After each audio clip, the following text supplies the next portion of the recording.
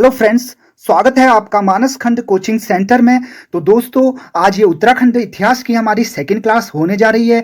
अगर आपने इससे पहले की क्लास नहीं देखी है प्रागैतिहासिक काल से रिलेटेड, तो उसका मैं जो लिंक है डिस्क्रिप्शन बॉक्स में प्रोवाइड कर दूंगा। आप पहले उसे जाके देखिए, उसके बाद आप इस क्लास को देखिए। तो यहाँ पे आज हम बात करने जाएंगे आद्य ऐतिहासिक काल के बारे में। उत्तराखंड का आद्य ऐतिहासिक काल, जिसका कालखंड जो मेनली माना जाता है 2500 ईस्वी पूर्व से लगभग 600 ईस्वी पूर्व का जो समय है, ये आद्य ऐतिहासिक काल का समय माना जाता है। जिसमें कि मेन जो है हड़प्पा सभ्यता हो गई, जिसका जो कालखंड जो बताया जाता है संभवतः लगभग 2250 ईस्वी पूर्व से 1750 ईस्वी पूर्व का जो समय है वो बताया जाता है। और ऋग्वैदिक काल, उसके बाद जो काल आता है 1500 बीसी से लगभग 1000 बीसी के बीच का जो समय है, ये ऋग्वैदिक काल का समय, जहाँ पे वेदों की रचना की गई थी। और उत्तर वैदिक काल यानी कि जहाँ पे सबसे पहले मनुष्य को लोहे का ज्ञान हुआ था, 1000 बीसी से 600 बीसी का इसका कालखंड बताया जाता है। तो ये सभी चरण क्या है, आद्य ऐतिहासिक काल के अंतर्गत आते हैं। आद्य ऐतिहासिक काल प्रागैतिहासिक काल और ऐतिहासिक काल के मध्य का समय है। यह वह समय है जब मनुष्य ने खाना प्राप्त करने के लिए खेती करना प्रारंभ कर दिया था। यह वह समय है जहाँ पे मनुष्य का सांस्कृतिक विकास हुआ था, या सांस्कृतिक विकास का दौर था। ठीक है, तो ये है आद्य ऐतिहासिक काल के बारे में। तो आद्य ऐतिहासिक काल के बारे में ज़्यादा हम जानेंगे इंडियन हिस्ट्री के पार्ट में, जब इंडियन हिस्ट्री का हम पार्ट कवर करेंगे। अभी फिलहाल हम उत्तराखंड के नज़रिए से इसको देखेंगे। तो आद्य ऐतिहासिक काल में जो उत्तराखंड के लिए जो आद्य ऐतिहासिक काल के जो प्रमुख स्रोत हैं वो क्या है, पौराणिक ग्रंथ हैं। ठीक है, वैसे तो उतनी जानकारी नहीं मिल सकी इस काल की, लेकिन जितनी भी जानकारी मिली वो पौराणिक ग्रंथों से या धार्मिक ग्रंथों से मिली। इसी कारण इस काल को हम पौराणिक काल के नाम से भी जानते हैं। इस काल के कुछ महत्वपूर्ण तथ्य हैं जिनको हम आगे देखेंगे। तो उत्तराखंड में क्या है, मुख्यतः मेनली अगर हम बात करें जो धार्मिक ग्रंथ हैं, उसमें भी जो वेद हैं या कहें पुराण हैं, जिसमें स्कंद पुराण एक मेन है। और उसके बाद अगर बात करें महाभारत, जहाँ पे उत्तराखंड के कई हिस्सों के बारे में महाभारत में महाभारत का जो वन पर्व है या जो सभा पर्व है, यहाँ से उत्तराखंड की थोड़ा बहुत जानकारियां हमें प्राप्त हो जाती हैं। तो मुख्यतः इस कालखंड को, इसका कालखंड हमने पहले भी देख लिया है।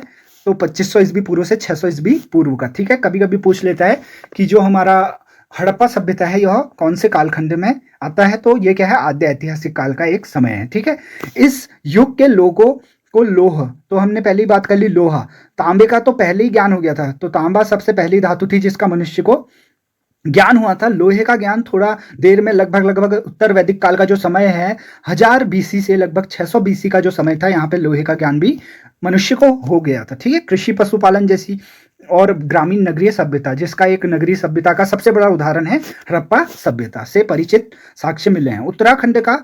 अब उत्तराखंड के नज़रिए से अगर बात करते हैं इस काल में, जो हमें कई जानकारियां धार्मिक ग्रंथों से, उसमें सबसे पहला मेन है वेद। तो वेद में भी जो पहला वेद है ऋग्वेद, जिसकी सबसे प्राचीन रचना हो गई थी, तो ऋग्वेद में उत्तराखंड का प्रथम उल्लेख मिलता है। ठीक है, तो ये कभी कभी सीधे डायरेक्ट क्वेश्चन पूछेगा, प्रथम उल्लेख कहाँ पे मिलता है, तो ऋग्वेद में मिलता है। ऋग्वेद में क्या कहा गया है, देवभूमि जगजाहिर नाम है उत्तराखंड का। तो देवभूमि ऋग्वेद में इस क्षेत्र को कहा गया है, साथ ही साथ मनुष्यों की पूर्ण भूमि भी कहा गया है। ठीक है, उसके बाद बात करते हैं पुराण में जो है हमारे मेन 2 पुराण आते हैं, 2 और 1 3 ऐतरेय पुराणों में नहीं, ब्राह्मण, सॉरी बात कर रहे हैं ब्राह्मण की। ठीक है, तो यहाँ पे ब्राह्मण में सबसे पहले आता है ऐतरेय ब्राह्मण, कौस्तकी ब्राह्मण। ठीक है, इन 2 ब्राह्मण ये मेन है उत्तराखंड के आद्य ऐतिहासिक काल से, क्योंकि ऐतरेय ब्राह्मण में उत्तराखंड के लिए क्या यूज किया गया है, उत्तर कुरु शब्द का यूज। ये पहले भी वीपीडीओ वाले एग्जाम में पूछा जा चुका है ये क्वेश्चन। ठीक है, उत्तर कुरु किसमें यूज किया गया है, तो ऐतरेय ब्राह्मण में उत्तराखंड के लिए। कौस्तकी ब्राह्मण की बात करें तो बद्रिकाश्रम क्या है, गढ़वाल का प्राचीन नाम है बद्रिकाश्रम। ठीक है, गढ़वाल जो क्षेत्र है हमारा, उसका प्राचीन नाम क्या है, बद्रिकाश्रम है। तो कौस्तकी ब्राह्मण में क्या है, बद्रिकाश्रम में जो है वाग देवी के निवास स्थान की पुष्टि की गई है। ठीक है, उसके बाद बात करते हैं जो मेन आते हैं पुराण में भी स्कंद पुराण हो गए, ब्रह्म और वायु पुराण हो गए, जहाँ पे कुमाऊं क्षेत्र के बारे में कुछ जानकारी मिलती है। स्कंद पुराण में जो है 5 हिमालय खंडों के बारे में जानकारी मिलती है, नेपाल, केदार खंड, मानस खंड, कश्मीर और जालंधर, जिसमें से जो केदार खंड है और जो मानस खंड है इसका संबंध उत्तराखंड से है। ठीक है, जो केदार खंड है वो क्या है, वर्तमान में गढ़वाल क्षेत्र है। और जहां मानस खंड की बात करें तो ये क्या है, हमारा कुमाऊं का क्षेत्र माना जाता है। ठीक है, तो यहाँ पे लिखा भी है माया क्षेत्र। माया क्षेत्र किसको कहा जाता है? माया क्षेत्र से हिमालय तक के विस्तृत क्षेत्र को केदारखंड यानी कि गढ़वाल कहा गया। माया क्षेत्र हरिद्वार से हिमालय तक के, ठीक है, हिमालय कहें या नंदा देवी पर्वत जो कि कुमाऊं और गढ़वाल के लगभग लगभग बॉर्डर में भी पड़ता है, तो उसी को बॉर्डर माना जाता है। तो वहां तक का जो क्षेत्र बताया गया है पुराण में, स्कंद पुराण में, तो ये क्या है, केदारखंड है। और अगर मानस खंड की बात करें, नंदा देवी यानी कि जहां पे नंदा देवी है, यहां से कालगिरी जो पूर्व का उत्तराखंड का हिस्सा है, यहां तक का क्षेत्र मानस खंड कहा गया है। ठीक है, तो वही लिखा है। तो यहाँ पे इसके बाद बताया भी है कि केदारखंड, गढ़वाल क्षेत्र, मानस खंड, कुमाऊं क्षेत्र और माया क्षेत्र जो है या गंगा द्वार जो है, ये हरिद्वार सब के लिए यूज किया गए हैं ये शब्द। ठीक है, तो कभी कभी सीधे पूछ लेगा गंगा द्वार, गंगा द्वार किस क्षेत्र को कहा गया था? तो हरिद्वार को, या माया क्षेत्र। ठीक है, माया क्षेत्र नहीं, माया क्षेत्र। ठीक है, उसके बाद अगर बात करें पुराणों में ही जो है केदारखंड और मानस खंड, जो ये स्कंद पुराण है, केदारखंड और मानस खंड का जो संयुक्त क्षेत्र यानी कि पूरे उत्तराखंड के लिए क्या शब्द यूज किया गया है? ब्रह्मपुर, खसदेश, उत्तरखंड। ठीक है, तो ये सभी यहाँ पे से जितने भी हम इसके लिए फैक्ट्स देख रहे हैं सभी इंपोर्टेंट्स हैं।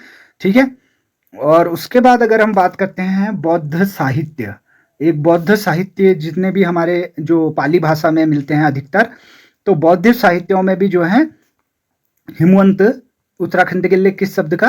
हिमवंत। तो उत्तराखंड के लिए हिमवंत शब्द का प्रयोग बौद्ध साहित्य में किया गया है। ठीक है, उसके बाद बात करते हैं अब जो हमारा गढ़वाल क्षेत्र है, क्योंकि उतनी जानकारी तो नहीं मिल पाई है, तो जितनी भी मिली है अब, क्योंकि स्कंद पुराण जो मेन है जहाँ पे गढ़वाल क्षेत्र यानी कि जिसका उल्लेख एक तरह से केदार खंड के रूप में है, तो वहाँ पे कुछ साक्ष्य मिले हैं, साथ ही साथ महाभारत में कुछ साक्ष्य मिले हैं। तो गढ़वाल क्षेत्र के बारे में अगर हम जाने तो गढ़वाल क्षेत्र, इसके प्राचीन नाम क्या क्या है? बद्रिकाश्रम, तपोभूमि, स्वर्गभूमि और केदार खंड। ठीक है, उसके बात करें तो इसको पहले क्या कहा जाता था? बद्रिकाश्रम कहा जाता था, तपोभूमि कहा जाता था, स्वर्गभूमि कहा जाता था और केदारखंड भी कहा जाता था। जबकि जो 1515 ईस्वी थी, जो एक शासक हुआ करते थे पवार वंश के, 37वें शासक थे ये अजयपाल, तो इनने क्या था उस टाइम पे, जो गढ़वाल 52 गढ़ थे उस टाइम पे गढ़वाल में, इन सभी गणों को क्या कर दिया था? विजिट कर लिया था। और साथ ही साथ इस यहाँ पे ये क्षेत्र का नाम क्या पड़ गया? गढ़वाल पड़ गया। ठीक है, गढ़ यानी कि गढ़ों से संबंधित। ठीक है, तो 52 गढ़। तो यहाँ पे मुख्य विशेषता ही क्या थी कि गढ़ थे। ठीक है, गढ़ों का निर्माण हुआ था इस क्षेत्र में बहुत सारे। और ये गढ़ क्यों बनाए जाते थे? क्योंकि राजाओं की जो क्षेत्र थे काफी छोटे छोटे रूप में डिवाइड थे, जिस कारण से उनको अपनी सुरक्षा के लिए कई तरह के गढ़ बनाए करते थे। चारों ओर से एक दीवार जैसी दीवारों को बना के एक गढ़ का निर्माण कर दिया करते थे, जिससे उनकी सुरक्षा हो सके। तो इसी कारण से बताया जाता है कि जो अजयपाल थे 37वें शासक, उन्होंने सभी गढ़ों को जीतकर क्या किया था? इस क्षेत्र को गढ़वाल कहा गया। ठीक है, इस क्षेत्र का प्राचीनता विशेषता। अब जो है ऋग्वेद में भी थोड़ा बहुत इस क्षेत्र का वर्णन मिलता है कि जो असुर राजा एक संबर हुआ करते थे, उनके यहाँ 100 गढ़ थे, जिनको देवराज इंद्र और सुदास ने क्या कर दिया था? नष्ट कर दिया था। और ऋग्वेद के ही अनुसार जब ये प्रलय आया था, उस टाइम पे इस क्षेत्र के एक प्राणा गांव में सप्त ऋषियों ने अपने प्राणों की क्या की थी? रक्षा की थी। यहाँ से पुनः सृष्टि का आरंभ हुआ था। ठीक है, ये उतना इंपोर्टेंट फैक्ट नहीं है, फिर भी इतना याला फैक्ट याद रखना कि ऋग्वेद में वर्णन है कि असुर राजा संबर का जो वर्णन मिलता है वो किसमें मिलता है? ऋग्वेद में मिलता है। ठीक है, उसके बाद बात करते हैं अलकापुरी। ठीक है, यहाँ पे गढ़वाल क्षेत्र में एक क्षेत्र है अलकापुरी। तो क्या हुआ करती थी? कुबेर की राजधानी हुआ करती थी। साथ ही साथ जो मनुष्यों के आदि पूर्वज बताए जाते हैं, मनु, जिनने मनुस्मृति की रचना की, तो उनका भी निवास स्थान क्या था? अलकापुरी था गढ़वाल का। ठीक है, केदारखंड। तो केदारखंड जो है गढ़वाल का पुराना नाम है, प्राचीन नाम है। तो केदारखंड यानी कि जो हमारा केदारखंड है उसमें गढ़वाल की सीमाओं की लंबाई और चौड़ाई क्या क्या बताई गई है? 50 योजन और 30 योजन बताई गई है। योजन जो है जैसे आजकल मीटर हो गया, सेंटीमीटर, इस तरीके से मात्रक के रूप में यूज होते हैं, तो उस टाइम पे योजन के तौर पे यूज होते थे। ठीक है, 50 और 30 जो है, 50 लंबाई और 30 चौड़ाई बताई गई है। ठीक है, किसमें? केदारखंड में। इस क्षेत्र के बद्रीनाथ, ठीक है, तो गढ़वाल क्षेत्र का जो बद्रीनाथ है वहां पे गणेश, नारद, मुचकुंद, व्यास और स्कंद गुफा वैदिक ग्रंथों, यहाँ पे क्या हुई? वैदिक ग्रंथों की रचना हुई है। ठीक है, तो बद्रीनाथ के पास ही कौन सी गुफाएं हैं? गणेश, नारद, मुचकुंद, व्यास और स्कंद। तो ये गुफाओं के बारे में सीधे पूछ सकता है कि जैसे मुचकुंद गुफा कहाँ पे स्थित है? तो गढ़वाल में स्थित है या बद्रीनाथ में स्थित है। ठीक है, उसके बाद बात करें देवप्रयाग। देवप्रयाग क्या है? यहाँ पे भगवान राम का एक क्या है मंदिर है, जहाँ पे भगवान राम ने तपस्या की थी। तो कहा जाता है जैसे भगवान राम ने जब रावण की हत्या की थी, तो उसके बाद जो है भगवान राम ने यहाँ अपने पापा को उनका मानना था कि मैंने एक हत्या की है। तो वो अपने पापा को मिटाने के लिए यहाँ पे आए थे और उन्होंने कई वर्षों तक यहाँ पे क्या की थी, तपस्या भी की थी। ठीक है। उसके बाद अगर बात करें गढ़वाल क्षेत्र, गढ़वाल क्षेत्र जो है यहाँ पे गढ़वाल क्षेत्र का ही देवप्रयाग है। यहाँ पे क्या है, शीतोंशु पट्टी है। ठीक है, एक गढ़वाल क्षेत्र में। तो ये शीतोंशु पट्टी कहाँ पे स्थित है? गढ़वाल क्षेत्र में, देवप्रयाग में स्थित है। और यहाँ पे ही सीता जी जो है पृथ्वी पर समाई थी। ठीक है। और यही शीतोंशु देवप्रयाग में क्या लगता है, मनसार का मेला भी प्रतिवर्ष लगाया जाता है इसकी याद में। ठीक है, ये भी याद रखना है। और उसके बाद अगर बात करें टिहरी गढ़वाल, तो गढ़वाल के एक जो जिला है टिहरी गढ़वाल, यहाँ पे विशोन पर्वत है, जहाँ पे वशिष्ठ गुफा, वशिष्ठ कुंड और वशिष्ठ आश्रम क्या है, स्थित है। तो पूछ सकता है डायरेक्ट, वशिष्ठ गुफा वशिष्ठ कुंड कहाँ स्थित है? तो टिहरी गढ़वाल में। कहाँ पे? विशोन पर्वत में। ठीक है। उसके बाद कहा जाता है कि राम के वनवास चले जाने के बाद जो है वशिष्ठ मुनि और उनकी पत्नी क्या है, अरुंधति। तो वशिष्ठ मुनि और उनकी पत्नी अरुंधति यहीं निर्वाह किया था। ठीक है। तो पूछ सकता है वशिष्ठ मुनि की पत्नी का नाम क्या है? तो अरुंधति है। ठीक है। ऐसे छोटे छोटे क्वेश्चन फ्रेम हो जाते हैं। ठीक है। उसके बाद बात करें टिहरी गढ़वाल के बारे में, तो इसका एक जगह है तपोवन, जहाँ पे लक्ष्मण जी ने क्या की थी, तपस्या की थी। रामायण कालीन वाणासुर का राज्य गढ़वाल क्षेत्र में था। ठीक है, जिसकी राजधानी कहाँ बताई जाती है? ज्योतिषपुर या ज्योतिमठ। तो जोशीमठ जो अभी चमोली में स्थित है, इसका पुराना नाम क्या है? ज्योतिषपुर। ठीक है। और यहाँ पे क्या थी, जो रामायणकालीन जो बाणासुर दैत्य थे, उनकी राजधानी बताई जाती है, उनका क्षेत्र बताया जाता है। महाभारत का वन पर्व, तो महाभारत एक बहुत ही इंपॉर्टेंट जो साहित्य या पूरा साहित्य कहेंगे, जहाँ से उत्तराखंड के कई स्थानों की या कई बातें पता चलती हैं। ठीक है। तो यहाँ पे सबसे पहले ये महाभारत में केदारनाथ किसके लिए, यहाँ पे ये छूट गया, केदारनाथ को क्या कहा गया है? भ्रगतुंग कहा गया है। क्या कहा गया है? भ्रगतुंग कहा गया है। तो भ्रगतुंग किसके लिए यूज हुआ है? केदारनाथ के लिए। कहाँ पे? महाभारत के वन पर्व में। महाभारत के वन पर्व के अनुसार उस समय गढ़वाल क्षेत्र में किसका शासन था? पुलिंद की राज जातियों का आधिपत्य था। ठीक है। पुलिंद राजा जिसकी बात होती है, तो पुलिंद में जो फेमस है एक सुबाहु, ठीक है, जिनकी राजधानी क्या है? श्रीनगर थी। और महाभारत में ही श्रीनगर को क्या कहा गया है? सुबाहुपुर भी कहा गया है और साथ ही श्री क्षेत्र कहा गया है। ठीक है। और महाभारत के युद्ध में जो पुलिंद या पांडव, पुलिंद लोग थे जो जैसे सुबाहु थे, तो इन्होंने पांडवों की तरफ से क्या था? युद्ध लड़ा था। जबकि खसों की बात की जाए, तो खसों ने जो है, जिनके टाइम पे बौद्ध धर्म का बहुत अधिक प्रचार प्रसार हुआ था, जो कि किरातों के बाद की जाति बताई जाती है, तो खसों ने जो है कौरवों की ओर से क्या किया था? युद्ध लड़ा था। जबकि कि पुलिंदों ने पांडवों की तरफ से युद्ध लड़ा था। ठीक है। ऐसे एक राजा विराट थे पुलिंद इसी वंश के, जिनकी राजधानी जौनसार के विराटगढ़ी में थी। और यहाँ पे उनकी पुत्री जो कौन थी? उत्तरा। ठीक है। उत्तरा को आप सभी जानते होंगे, अभिमन्यु से जिनका क्या हुआ था? विवाह। जो अर्जुन के पुत्र थे अभिमन्यु, उनका विवाह किससे हुआ था? उत्तरा से। और वो उत्तरा कौन थी? राजा विराट की पुत्री थी। ठीक है। उसके बाद खस आते हैं। तो खसों का जो है, खसों के समय क्या हुआ था? गढ़वाल में जो है बौद्ध धर्म का बहुत अधिक क्या होता है? प्रचार प्रसार, साथ ही साथ कुमाऊं क्षेत्र में भी। ठीक है। ये पूरा प्रजातियों में हम पढ़ेंगे जब खसों के बारे में और डिटेल में। महाभारत, तो महाभारत का कई बार जिक्र है, महाभारत में कई बार उत्तराखंड का जिक्र है। तो देवप्रयाग को क्या कहा गया है? तीर्थों का शिरोमणि और समग्र पापों का विनाशक कहा गया है। कभी कभी तो पूछ लेगा कि तीर्थों का शिरोमणि व समग्र पापों का विनाशक किस क्षेत्र को कहा गया है? तो देवप्रयाग। और कभी कभी ये पूछ लेगा कि किस में कहा गया है? तो वो महाभारत में। ठीक है। और महाभारत काल में ही क्या है, गंगा द्वार जो कि हरिद्वार था, वहां पे क्या थे? नागराज कौरव्य का क्या था? शासन हुआ करता था। और श्रीनगर में सुबाहु का, जबकि मंदाकिनी के उत्तर में जो है बाणासुर का शासन बताया जाता है। ठीक है। और आदि पर्व के अनुसार जो है अर्जुन का विवाह नागराज कौरव की पुत्री कौन थी? उलूपी। उलूपी किसकी पुत्री थी? नागराज कौरव की। तो उनका विवाह किससे हुआ था? अर्जुन से हुआ था। ठीक है। कहाँ? गंगा द्वार हरिद्वार में। ठीक है। वन पर्व, तो वन पर्व जो है महाभारत के वन पर्व में ही लोमश ऋषि के साथ पांडवों का इस क्षेत्र में आने का पुष्टि भी हुआ है, जहां से जो पांडव हैं स्वर्ग को गए थे। ठीक है। तो यहाँ पे ये किसमें? ये भी महाभारत के वन पर्व में ही बताया गया है। प्राचीन काल में इस क्षेत्र में बद्रिकाश्रम और कण्वाश्रम दो विद्यापीठ थे। ठीक है। दो प्रसिद्ध विद्यापीठ कौन कौन से हुआ करते थे? बद्रिकाश्रम और कण्वाश्रम। ठीक है। जिसमें से कण्वाश्रम के बारे में थोड़ा बहुत जानकारी और अधिक मिलती है। इसकी स्थिति जो है अभी कहाँ है? पौड़ी गढ़वाल में है। इसको अभी वर्तमान में चौका घाट कहा जाता है और मालनी नदी के तट पर स्थित है। और यहाँ पे क्या है, जो राजा दुष्यंत और शकुंतला थे उनके प्रेम प्रसंग के कारण ये क्या था, स्थान प्रसिद्ध हुआ करता था उस समय, ठीक है। और इनके जो पुत्र थे सम्राट राजा भरत, जिनके नाम पर भारत देश का नाम पड़ा, तो उनका जन्म भी कहाँ हुआ था, कण्वाश्रम में ही हुआ था, ठीक है। और यहाँ महाकवि कालिदास ने इनके प्रेम प्रसंग से संबंधित एक अभिज्ञान शाकुंतलम की भी रचना की थी, ठीक है। उसके बाद बात करें, शकुंतला जो थी विश्वामित्र और मेनका, अप्सरा मेनका की क्या थी, पुत्री थी, जबकि राजा दुष्यंत हस्तिनापुर के शासक, यानी कि जब 16 महाजनपद हुए थे, जिसमें कुरु था, हमारा कुरु, जो कुरुक्षेत्र था, जो जिसकी राजधानी क्या थी, हस्तिनापुर थी, तो वहां के राजा कौन हुआ करते थे, दुष्यंत हुआ करते थे, ठीक है। यहाँ प्रत्येक वर्ष कब, बसंत पंचमी को मेला लगता है, कब लगता है, बसंत पंचमी को मेला लगता है, कहाँ, कण्वाश्रम में, ठीक है। तो इतने फैक्ट्स जानने जरूरी हैं। उसके बाद बात करते हैं कुमाऊं क्षेत्र की।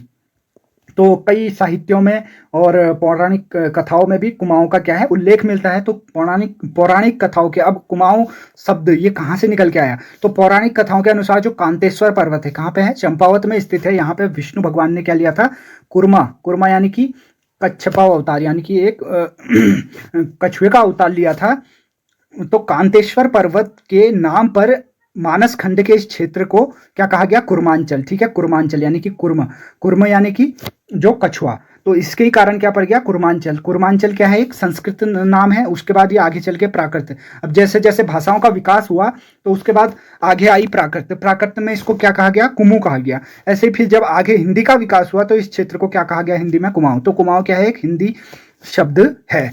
इस क्षेत्र का प्राचीन नाम क्या क्या क्या है, मानसखंड और कुर्मांचल। जैसे वहां पे बद्रिकाश्रम, तपोभूमि, स्वर्ग भूमि किसका है, गढ़वाल क्षेत्र का, वैसे ही यहाँ पे कुमाऊं का क्या है, मानसखंड और कुर्मांचल, ठीक है।